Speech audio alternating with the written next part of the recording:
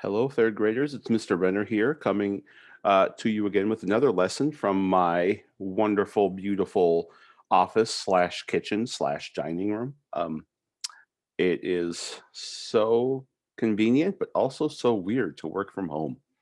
And I think a lot of you know what I mean. But we have another story today about resources. And today it's about solar power. Solar is a fancy word that just means the sun.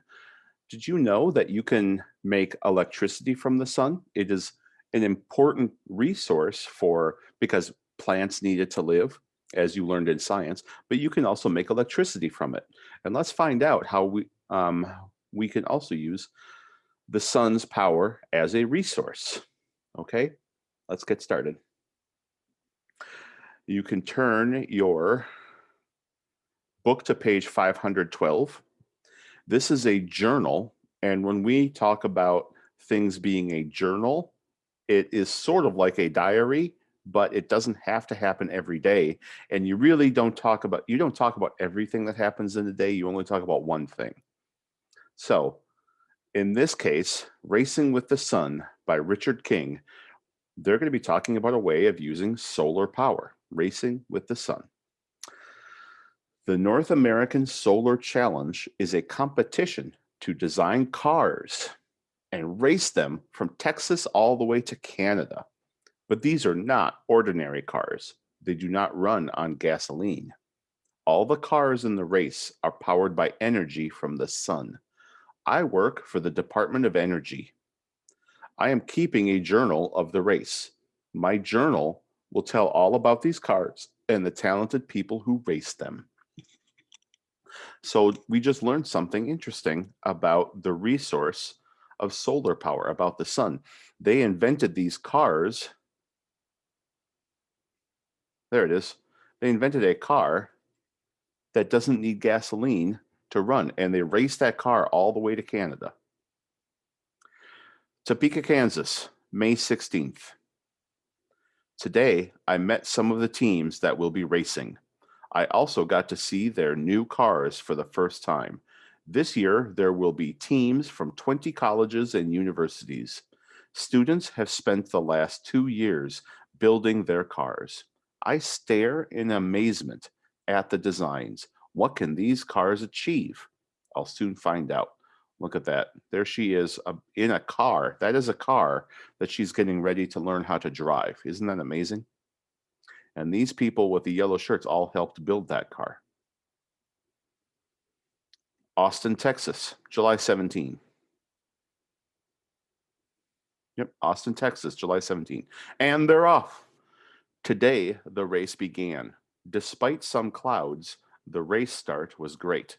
Thousands cheered as the cars left on the longest cross country solar car race ever. The goal is to reach the finish line in Calgary, Canada, faster than anyone else. The cars must use only sunlight for fuel. And there they are, about ready to start the race. Look at those cars. Hmm. Weatherford, Texas, July 18th, the next day.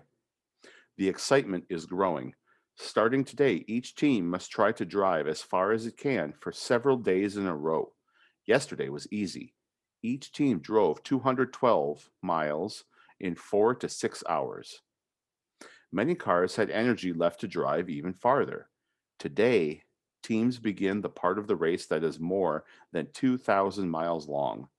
Teams will drive as far as they can in 10 hours each day. This will really test each car's ability to use energy from the sun. 212 miles in 4 to 6 hours. Well, let's see. If it was 212 miles divided by 4 hours, that's right around 50 miles an hour. That's not that bad. And that is all we're going to do today. One of the things that I wanted you also to talk about, um, besides talking about resources like solar power, which is a resource, the sun is a resource we can use for energy. I also wanted to talk about fix up strategies. Fix up strategies, as it says way back here, is decoding word analysis. It means looking at words very carefully to figure out what they mean and which words they are. Letter sounds and word parts can help you figure out a new word. We're going to use what we know about letter sounds and word parts to figure out a new word. So here's a word that I'm thinking you all can help me figure out.